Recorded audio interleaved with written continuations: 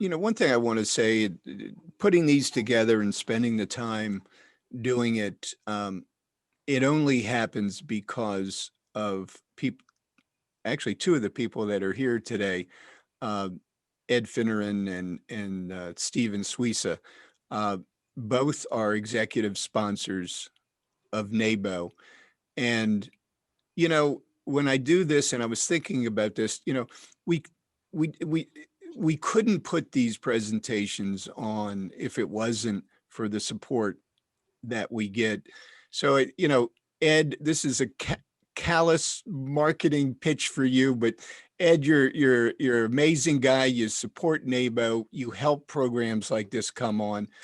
Steven Suissa, our newest sponsor. I want everybody to get to know Steven. He's got a terrific company, great reputation, and he's new to NABO sponsorship, but I want to make sure that everybody knows him and knows his name.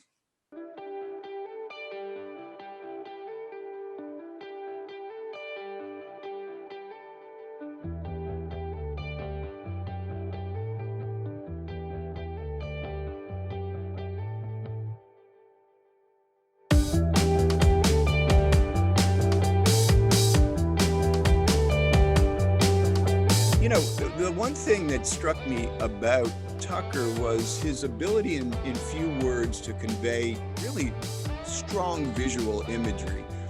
And, I'm thinking about all of us in our businesses where we're trying to convey what we do, our life's work, we're trying to convey to people.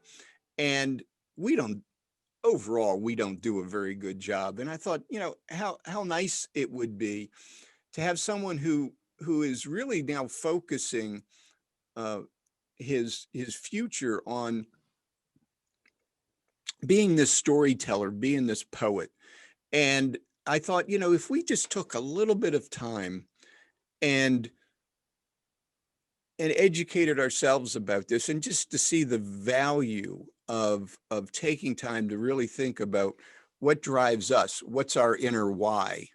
But really impressed with this young man. He is a Stanford grad, right, Tucker? Correct, sir. Correct. Stanford grad.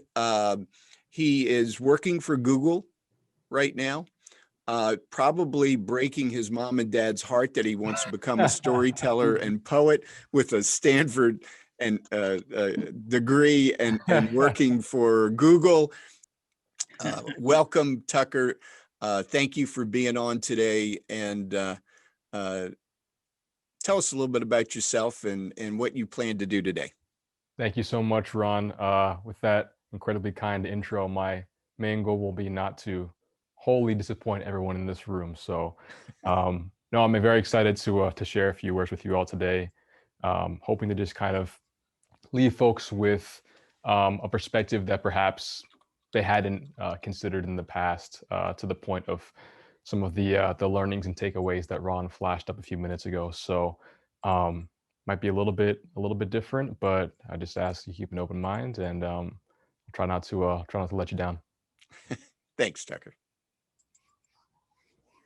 Awesome. Are we okay to kick off? You are ready to go. Fantastic. So, this is the part where I introduce myself. So I thought I would start with some facts about myself. I'm 26 years old. I'm right-handed. I hate my middle name. I don't eat goat's cheese. I'm a terrible driver. And for as long as I can remember, I've always had this insatiable hunger for good ramen and bad puns. I believe there are only two kinds of people in this world. Those who admit they've ever peed in the shower, and liars. I'm not religious. My faith in God died, my godmother did, but I've heard enough Steve Vai guitar solos to believe that heaven is not something we need to die to get to. I've been balding for about 6 years, at peace with it for 6 months. My full name is an anagram for cranky butter, and that is honestly the most interesting thing you're going to hear me say all morning. I went to an elite college, which means I know the most profitable way to ship food from factory to supermarket, but not any of the names of the women who cooked my lunch every day. I'm the son of a man who's never skipped a home-cooked meal or his dishwashing duties. The son of a woman who told me that my name was an earthquake in waiting. She said, "Hold it in your mouth like the most dangerous secret this world has yet to know." I'm only 5'8" on a really good day. But being built like a short story is a lesson in finding other ways to be the tallest tale in the room. I don't know what it means to be a man, and for a while I thought the weight room could tell me.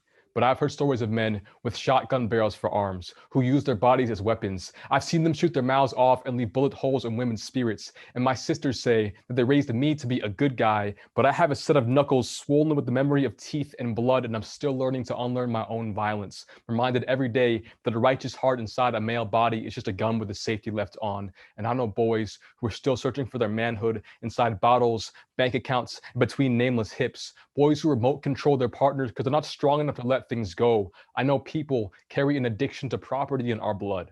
And that when I was a kid, I used to shoplift things I didn't need or want just to feel like there was something in this world that I could own.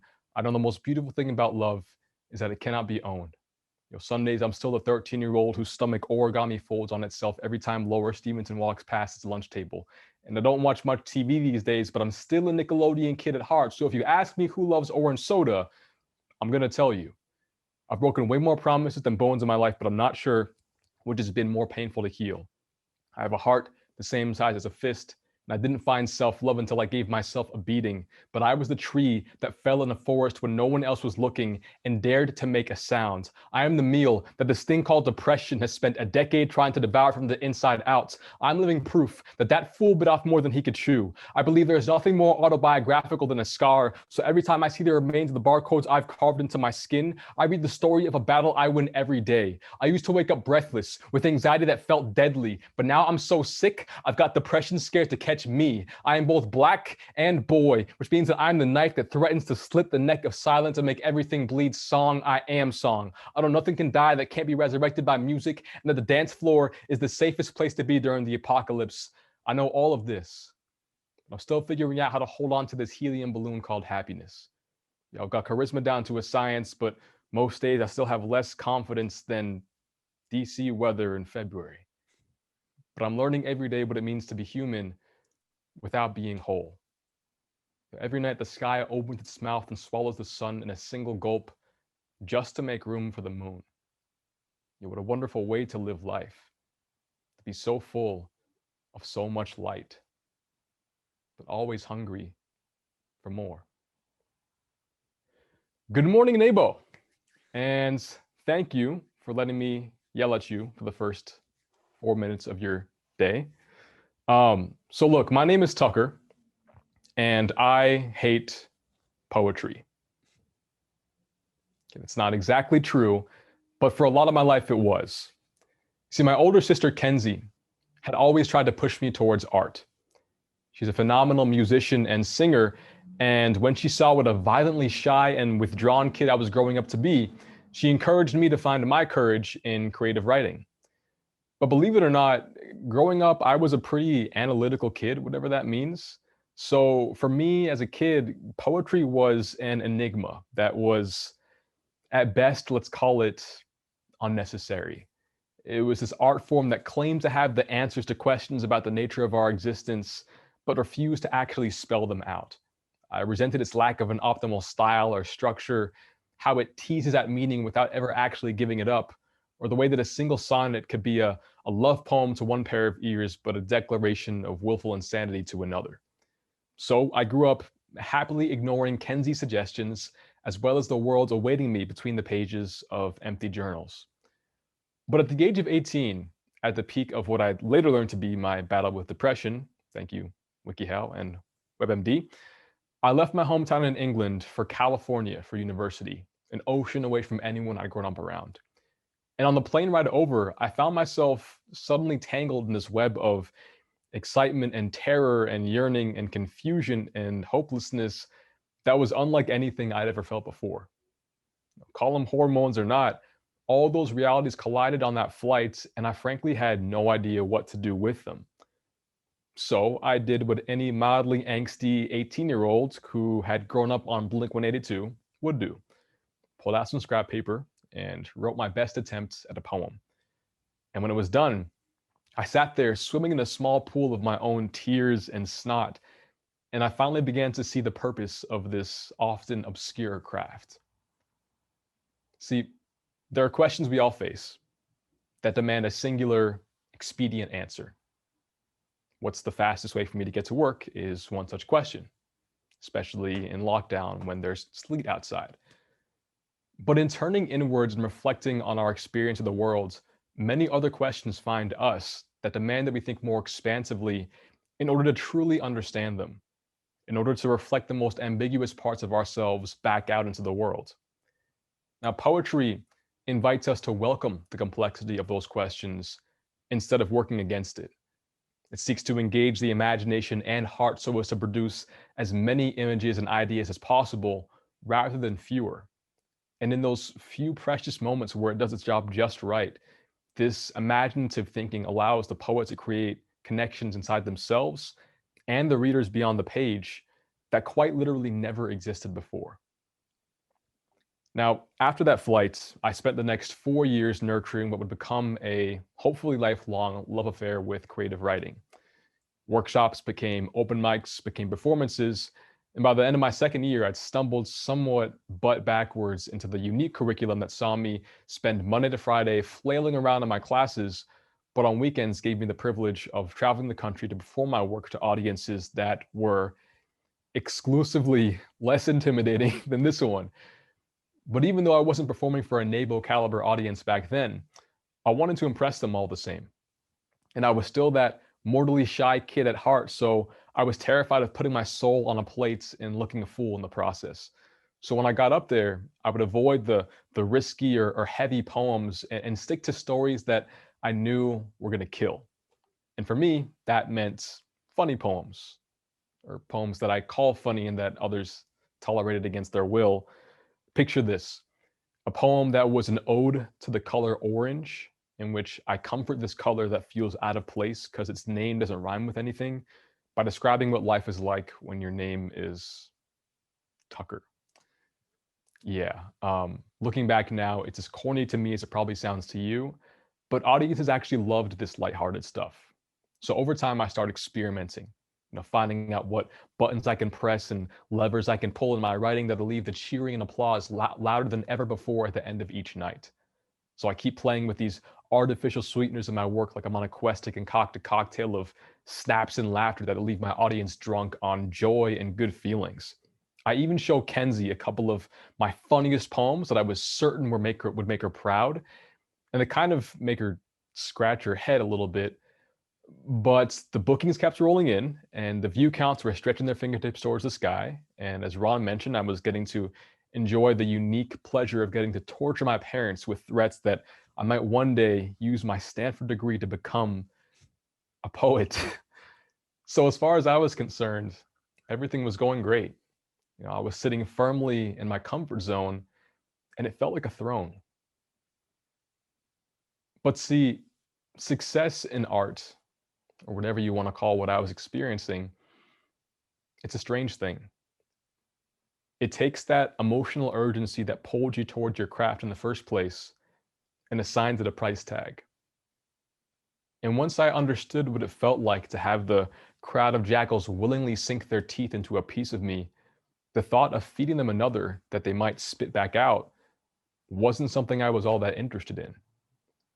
And I couldn't help but wonder sometimes how all this time on stage was shaping me. Well, this time last year, I found out. I watched alongside the rest of you as a legend tens of thousands of miles away in a city that rarely crosses my mind became a rumor. A hallway whisper coworkers traded between meetings in exchange for mouths agape.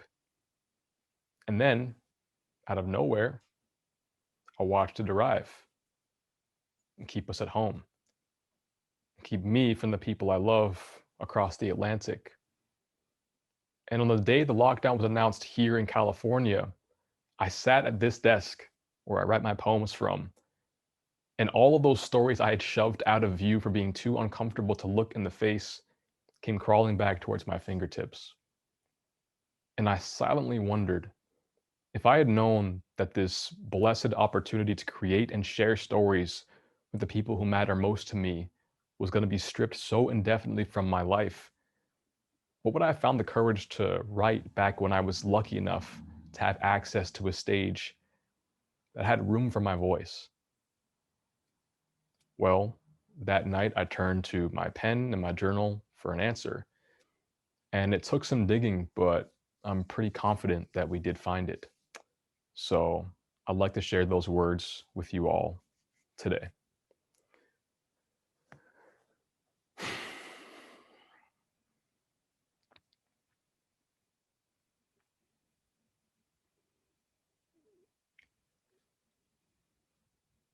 So Kenzie eats chocolate for breakfast. She plays video games and smokes Marlboro Lights, and on Friday nights stays awake till the sky coughs up the morning's blood. And ever since her first kitchen table karaoke show, we knew she was destined to master the sorcery of song. A magic weaver with witch's brew in her throat, her voice a cauldron of campfire embers dipped in wine house and Whitney that could leave the bravest stage trembling. And when a boy is so young that he still writes his E's backwards while his older sister breathes entire kingdoms alive and every stranger she lassos with her voice, it's not that she walks on water. It's more like she tap dances across tidal waves. It's more like when she takes off her coat, you half expect a pair of wings to shake themselves free, and the word forever winks at every moment she touches. At the gospel of belly laughs that tickle your lungs dry on long road trips, and the nights when the two of you would sacrifice your sleep to the sacred ritual of meme exchange, your future is full of plans to oil your 80-year-old ankles, pop those bubble wrap knees, and hobble next door to her living room for one more true crime binge. Just picture it. A pair of seats carved into the body of the 22nd century just for the two of you.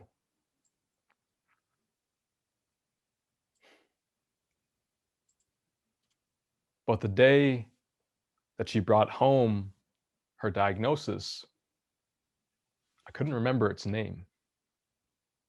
Only the irony that for a person with cardiomyopathy, it is the heart's will to live that ultimately kills it. Since that day, I have been vacationing in a past where she is still invincible. As her voice grew clumsy, always losing her breath somewhere, I pretended not to hear her wheeze. When we walked to the corner store and her legs sand castled beneath her, my eyes cling to my phone as she scoops herself off the pavement. And when my parents tell me to make the most of the time we have left together, I spent mine watching videos from an era when she still had the heart to empty her lungs into a microphone. How did this happen? Who snatched my superhero's body and replaced it with a time bomb? Gave her a heart that's always 2 days from putting in its 2-week notice. Loving my siblings used to be smooth sailing, but these are uncharted waters. I don't have the map to navigate, so now I'm in a game of hide and seek with my own grief. Every conversation, a clumsy dance around any word that reminds me of the slow wilting of her body, but I'm constantly checking over my shoulder to make sure the future has not caught up to me yet, because when you realize that every call could be the last one you get, you stop answering the phone. You prepare for her absence by beating her to the punch.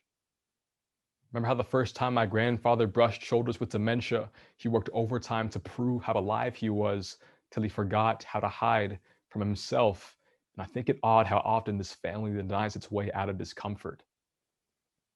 And today, separated from my sister by COVID and continent with no reunion in sight, I pay the price of my avoidance. So Kenzie, I am sorry for my heart's failure, for letting it atrophy in terror instead of using it to learn to love you better. For years, I've been haunted by nightmares of your flatline and mistaken this drum in my chest as nothing but a fear factory. But you taught me well that every good song starts with a booming bass line. So I'll write the new melody of our friendship in my arteries so we can play the duet on the organs that make us family. Memorize the breakbeats of your pulse and be your dance partner in beautiful arrhythmia. Let my bloodline be the vessel that keeps you buoyant when yours begins to sink, and refuse to let your suffering be in vain. I know that telling this story now cannot make up for years of cold-blooded compassion. So when I see you again, whether on this earth or in perfect paradise, I promise I'll be there, better than ever before. The memes to share and a pair of Reese's cups in the morning ready for our first heart-to-heart in years.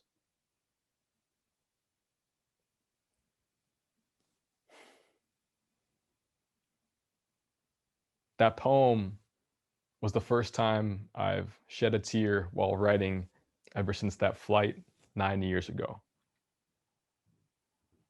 We get so used to writing the stories that we think those around us want to tell. We often forget to make time to write the stories that we need to tell. I don't want to belabor this point, so I'll just say this. I believe that we've all got a poem or 10 that we're terrified to write. There's stories that we don't have an outline for, or stories in which we fear the conflicts or failures our protagonist may encounter along their journey, or stories that, as in my case, may have an ending that terrifies us. But what I learned through the mistakes I've made in my relationships with my sister is that if we don't write these stories ourselves, they will still be written, but instead they'll be written by our avoidance. As leaders in our domains, our roles demand both our heroism and its veneer when we get on stage. And more often than we like to admit, this pressure often pushes us away from the realm in which we're willing to admit to mistakes or make them. So I just want to leave you with one question that I hope that you take throughout the rest of your day, maybe even into your weekend. What are the poems you aren't writing? And what stories are awaiting you on the other side? Thank you so much, NABOE. It's been a privilege and an honor and a pleasure. Tucker, that's so powerful. It stopped me in my tracks. So I'll let the group just have a minute to take a breath. I think you all can see why I was so impressed with Tucker and being able to express the world like he does. And I'm expecting great things from him. But so let me just turn it over to the group if anybody's got a question or a comment. Thank you so much. Sure, I think it's a testament to how great that was, that I've never heard this group speechless before. I mean, it was wonderful, just wonderful. Thank you, Mr. Rozak. I appreciate that. And I'd just like to second that. This is Kay Lowry, for really sharing your truth, your inner truth, and for encouraging us to do the same, because by you're showing us the way, you're showing it's possible and it's okay, and it's very, very heartfelt. And I just wanted to tell you the line that I loved. I took lots of notes, was giving up hide and seek with your own grief. Maybe not direct quote, but how your grief kept you away from being with your sister in the present is just so moving. Thank you so much. Thank you so much. Yeah, it's an experience that I talk to people about this. It seems to resonate, is this idea of just knowing something is after you, some feeling, and doing whatever you can to stay away from it. But we know where that leaves us. So I appreciate you for mentioning that line. Tucker, I do some storytelling work, so I'm curious your opinion on this. With companies, it's so often, you're what you shared with us so powerful, and part of the reason it's powerful is you're vulnerable, and you know that power of vulnerability. And when I talk to corporations, I'll embarrass Ron here. Ron often, well, not you say it in these meetings. You say that's not your area you like to go to. But how do you work for a big corporate behemoth? What do you have any thoughts on successful ways to influence the corporate world on the power of their own vulnerability to create stronger relationships with their customers? Yeah, that's a really fantastic question. And I think about this from time to time. There's a particular story that I come back to at times in which I got on stage, told a vulnerable story to an audience that was not all that receptive.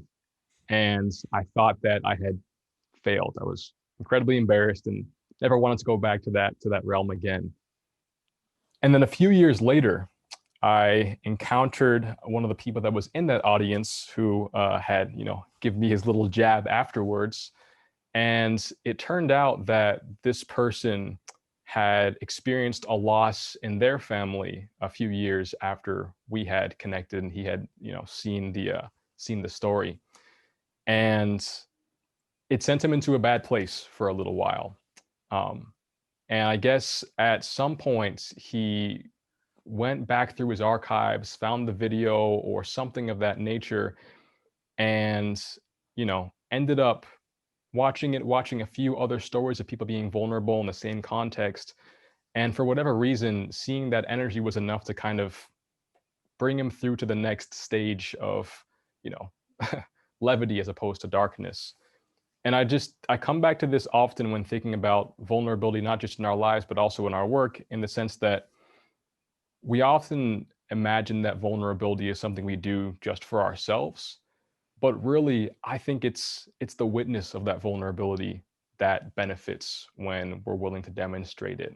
So I think that as leaders, the best thing we can do is model by example, as sort of cliche as that sounds, only because by creating that sort of psychological safety to go to that place, the place that we don't like to go, as Ron framed it, do we create the sense in other people that it's okay to do this, and it's okay to, to go to the darker places that don't feel so safe. So to sort of summarize it in a sentence, I think just starting with us, that vulnerability can sort of create that domino effect. And I think it's a great idea to try to incorporate it into the relationships we have with either our clients or our teams. Thank you.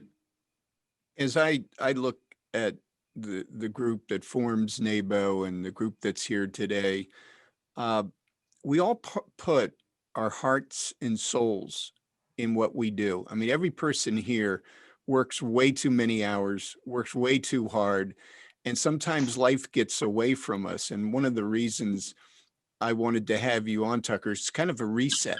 It's just think about, for each of the business owners and the business professionals here, think of in terms of, what we've committed our life to and how that helps and changes others in the community. Sometimes it's pretty basic things. Sometimes it's really, really important things. And, we have people that help the disadvantaged here. We have people that are, selling insurance here. So, but it's our life's work. And to take, I was hoping today, it helps us reflect on what we do, and that has really created our business persona over the years, and challenge ourselves, how we do help others one way or another, maybe just in small ways, but it's okay. Small ways are fine, but it's a great group of people that have come through the NABOE doorway to the NABOE events over the years. And, over and over again, I see that passion, but sometimes I see that we run through life and we don't take time to think about what we're doing and how it impacts others. Yeah. And I think it's the unfortunate luxury of being the hero of your story at certain moments in it, of not having to turn inward, and recognizing that if we were to just, not examine some of the questions that, force us to examine parts of ourselves or our worlds that we'd like to change, not everybody has to do that. But I think that in both art and in our work, it's when we seek out this energy of confronting those personal risks and confronting parts of ourselves that we would like to change or develop. I feel like that's when real personal or external innovation can happen. So I think it's a trap, but it's one that's worth avoiding. I've got a question. I don't know if I'm on. You're on, Henry. Yes, sir. Good morning. Tucker, I'm blessings to you for what you've done here. And I appreciate it, Ron, that you're bringing this into a business setting. My question is, Tucker, background, I'm a musician all my life, but I Awesome. kind of put that on the side because I ended up in business. And I've done, I'm a creative person, so I've endeavored to use my creativity, and I'm in marketing. I see that you're in product marketing at Google. So my question to you is, how have you integrated your creativity with your business life and your business career? And there's a second question, if you have time. Do you see the day when you might be full-time as a poet and creative person and not in business? Okay, we've got second question is going to make me sweat, so I'll waffle with this first one. They're both great questions. To the first question, I definitely geek out about the opportunity to tell stories, both literally and figuratively. And in my work, as I'm sure many of you have also experienced, a whole ton of what I have to do is stakeholder management. And I find that being able to bring to life the story of a challenge in my proposed solution is both one of the most fulfilling and one of the most effective ways to just twist someone's arm without them realizing that they've done it. So the way that my creativity comes out most is really in the way that I approach those conversations, those pitch decks, creative briefs, anything that attempts to connect with the imagination of the person that I'm working with, so as to bring about this idea of a solution, coming out of nowhere that they might feel attached to or aligned to. And I suppose it's both the passion and the snake oil of us marketers. So it's definitely fun to engage with, even when sometimes it's difficult to get people to feel one way or the other about what it is you're presenting. And then to your second question, my hope is that one day, and I hope my parents aren't listening again, so I don't break their hearts too prematurely, but my hope is to exodize myself, if that's a word from Google, and doing this work more full term. But until then, very grateful to have the opportunity to share this time in this space with as high-powered individuals as the people on this call. Tucker, I was just thinking about your statement about your parents. I have the feeling that your parents are very, very proud. Yeah, Thank you. yeah, for sure. Thank you so much. That's incredibly kind of you. Yeah, that's as a guy with 5 kids, I get it. That was my first thought when Amanda was on stage at the inauguration.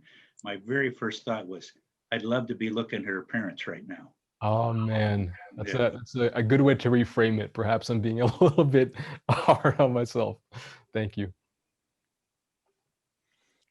Before we I have a let, question. oh, good, Wow. good. I just want to make sure we get everybody's questions in before we let Tucker get ready for his day at Google. Yeah. Tucker, my question is, for this stuff, do you record it anywhere, or is there a place that people can go listen to like more of it? Thank you so much for asking. There are a few videos on YouTube. Other than that, I enjoy the sort of in-person experience of getting to share with folks. So a lot of stuff is unfortunately not recorded, but my hope is in the next year and a half or so to put out a collection of published poems. So